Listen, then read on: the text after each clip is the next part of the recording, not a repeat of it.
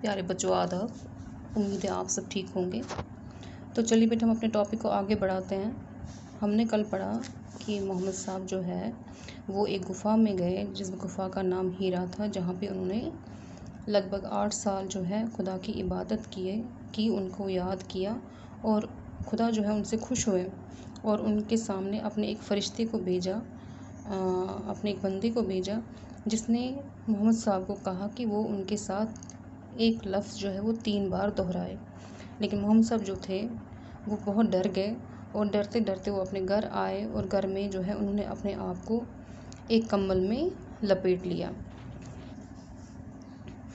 He related the incident to his wife, who took him to her nephew Varka, who was a Christian scholar. उन्होंने अपनी जो उनके साथ गुजरा था इंसिडेंट वो अपनी बीवी से कहा और उनकी बीवी ने उनको किसके पास लिया? वर्का, एक मतलब निफ्यू था उनका, भतीजा था, भांजा था, क्या था, जिनका नाम था Waraqa, who was a Christian scholar, जो कि एक क्रिश्चियन स्कॉलर थे, यानी बहुत ही बड़े दानिशमंद थे किसके? क्रिश्चियनिटी के जो उनका रिलीजन था उसके बारे में बहुत कुछ जानते थे। When Varka heard Muhammad's account, he told him that he was going to be the prophet and the angel he had seen was none other than Gabriel. तो वर्का ने उनसे कहा कि आप जो है एक प्रॉफिट बनने जा रहे हो, एक जो है लोगों की जो लोग जो है अब आपको आपके नक्शे कदम पर जो है चलेंगे, इसलिए जो आपके पास आया था वो कोई नहीं था बल्कि गैब्रियल था। What the angel had asked him to read were the first verses of the Holy Quran that was revealed to Muhammad as the last book of Allah. Thus he became the last messenger of Allah. और जो उस angel ने मोहम्मद साहब को बोला था दोहराने के लिए वो कुछ नहीं थी बल्कि कुरान पाक की जो है पहली लाइन थी, पहली वर्स थी और मोहम्मद साहब जो है उनके सामने वो कुरान जो है आहिस्ता आहिस्ता जब वो अपनी इबादत में और गहरे होते गए तो वो उनके सामने खुलती गई और आखिरकार जो है वो बुक जो थी कुरान पाक जो थी वो लास्ट बुक ऑफ प्रॉफिट यानी ऑफ अल्लाह प्रॉफिट को मिल गई और जो ये प्रॉफिट साहब थे ये अल्लाह की तरफ से एक मैसेंजर बन गए लोगों के लिए। उन्होंने अल्लाह की बात, अल्लाह की रीडिंग जो उनकी जो मैसेज थी, उनकी जो उन्होंने लोगों के लिए अच्छी अच्छी बातें जो कुरान पाक में लिखी थी वो मोहम्मद साहब ने लोगों तक पहुंचाई।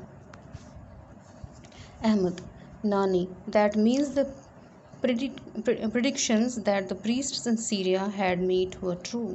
इसका मतलब जो सीरिया में प्रीस्ट्स ने प्रेडिक्शन की थी 2 बार वो सच हो गई।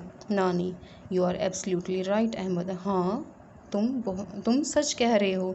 After some time Muhammad openly preached Allah's commandments and his prophethood. और कुछ समय के बाद, कुछ टाइम के बाद जो है मोहम्मद साहब ने अल्लाह की जो उनकी जो हुकूमत थे उनको लोगों के सामने रखना शुरू कर दिया। He began to invite people to Islam, उन्होंने लोगों को एक नए रिलीजन की तरफ, एक नए जो एक पहले वहाँ पे चल रहा था क्रिश्चियनिटी, ठीक है, एक मज़हब था क्रिश्चियनिटी। तो अब जो है मोहम्मद साहब ने उनको एक नए मज़हब की तरफ मोड़ा जिसका नाम था इस्लाम। He told people to worship Allah alone and accept kalima, the oneness of Allah, offer prayers called namaz, observe Ramadan, give zakat and perform hajj। ठीक है, उन्होंने लोगों से क्या कहा? उन्होंने लोगों को जो सीख दी जो अल्लाह की तरफ से थी वो ये थी, सिर्फ़ एक अल्लाह की इबादत करो, सिर्फ एक अल्लाह की हुकुमात को मानो जिनको कलीमा कहते हैं, और अल्लाह के लिए जो है इबादत करो जिसको नमाज कहते हैं, और फास्ट रखो जिसको रमज़ान कहते हैं, और ज़कात दो the share of poor in the wealth, जो कि गरीबों का हिस्सा है वो गरीबों तक पहुंचना चाहिए जैसे ये खुद करते थे।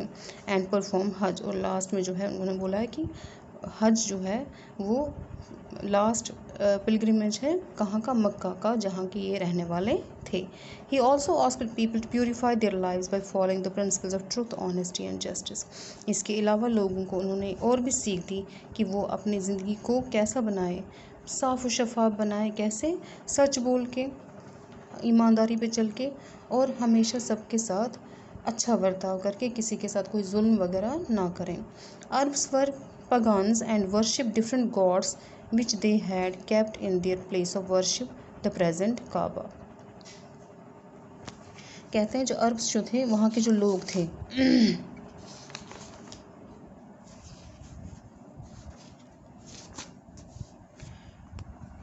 वहाँ के जो लोग थे वो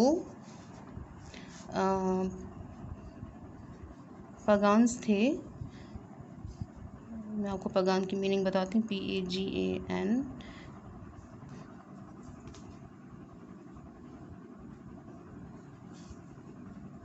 हाँ, ये एक्चुअली उस टाइम वहाँ पे क्रिश्चियनिटी जो है ईसाई धर्म का ही, ईसाई मज़हब का ही जो है बोलबाला चल रहा था वहाँ पे ज़्यादा। उस टाइम ईसाई लोग ही रहते थे, तो वो जो है अपने अपने हिसाब से अपने अपने खुदा को मानते थे। उनका कोई एक खुदा नहीं था, हर एक ने अपना अपना जो है वो बनाया हुआ था, और अपने अपना जो है अपने वहाँ पे जो एक जगह थी काबा जहाँ पे हज करने के लिए जाते हैं, वहाँ पे उन्होंने उस खुदा को रखा था। उसकी उस जो उनकी जो वो थी, हम कह सकते हैं कि उन्होंने उनका फ़ोटो रखा होगा या कुछ ऐसा स्टैचू रखा होगा जिसकी वो इबादत करते थे। शबनम, ओह the people must have opposed him. तो इसका मतलब जब मोहम्मद साहब ने अल्लाह के बारे में कहा कि सिर्फ अल्लाह को की इबादत करो, फिर उसके बाद उन्होंने और भी कुछ कहे कि उन्होंने कलीमा कहा, फिर नमाज कहा, फिर ज़कात कहा, फिर रमज़ान कहा। इसका मतलब जो वहाँ पे जो ईसाई लोग थे या जो दूसरे मज़हब को मानने वाले लोग थे, उन्होंने बहुत ही इसके लिए खिलाफ आवाज़ उठाई होगी। नानी, यू आर राइट, हाँ तुम ठीक कह रही हो। Not all the people heeded him and many became his arch enemies. बहुत सारे लोगों ने उनकी बात नहीं मानी और उनके दुश्मन हो गए। His wife Khadija was the first woman to accept Islam. उनकी बीवी जो थी खतीजा, क्योंकि वो पहले क्रिश्चियन थी, अब वो पहली औरत बन गई जिन्होंने इस्लाम एक्सेप्ट किया। Later on Abu Bakr, Umar bin Khattab, Uthman bin Affan and his cousin Ali became his companions in propagating the new faith called Islam। उसके बाद इन सब ने भी इस्लाम कबूल करके इसको आगे बढ़ा दिया। The Arab tribes, especially the nobles from his own dynasty, Quraysh, tried their best to keep him away from propagating the message of God but failed। अब क्योंकि आपको पता है ये किस घराने से आ रहे थे मोहम्मद साहब, ये कुरैश घराने से आ रहे थे, जो कि उस टाइम जिनका उस टाइम इस्लाम मज़हब नहीं था। तो उनको जो है, क्योंकि वो नोबल्स थे, वो बड़े अमीर थे, तो उन्होंने बहुत कोशिश की कि अपने आप को इस मज़हब से दूर रखने की या लोगों को इस मज़हब के अंदर या इस मज़हब में आने से रोकने की, मगर वो कामयाब नहीं हुए।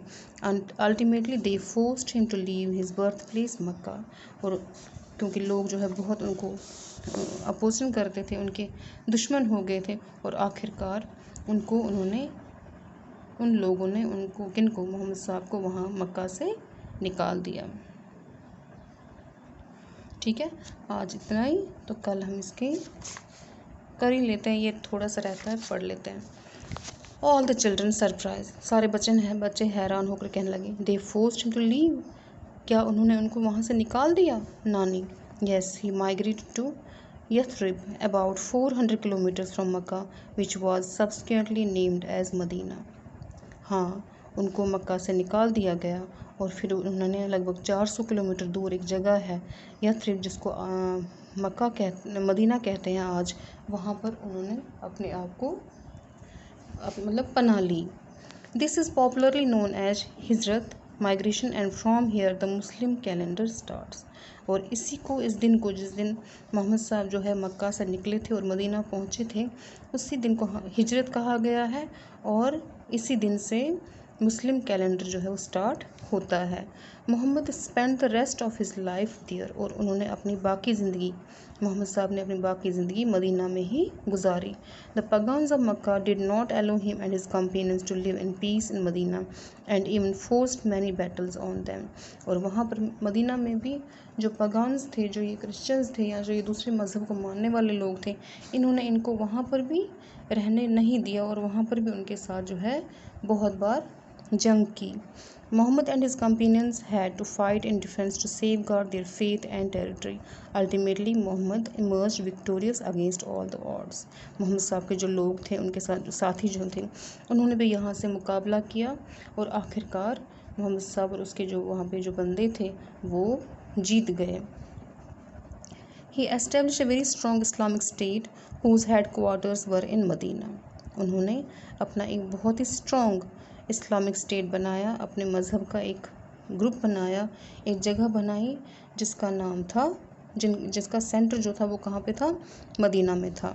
Mohammad passed away at the age of 63 in Medina, और उसके बाद 63 एज में मोहम्मद साहब जो है मदीना में ही गुजर गए।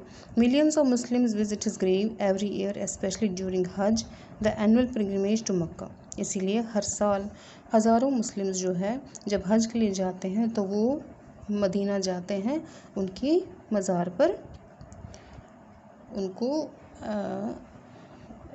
श्रद्धांजलि देने के लिए। Okay children, now go to sleep, good night. अब नानी ने कहा ठीक है, अब मैंने आपको एक कहानी सुनाई, अब आप सब जाओ और सो जाओ। All the children, good night नानी, thank you for telling us this wonderful story. बच्चों ने भी नानी का शुक्रिया अदा किया और कहा कि हम आपके बहुत ही शुक्रगुजार हैं कि आपने हमें इतनी अच्छी कहानी सुनाई। कल हम इसके डिफ़िकल्ट वर्ड्स कर लेंगे और इसके वर्ड मीनिंग करेंगे, ठीक है।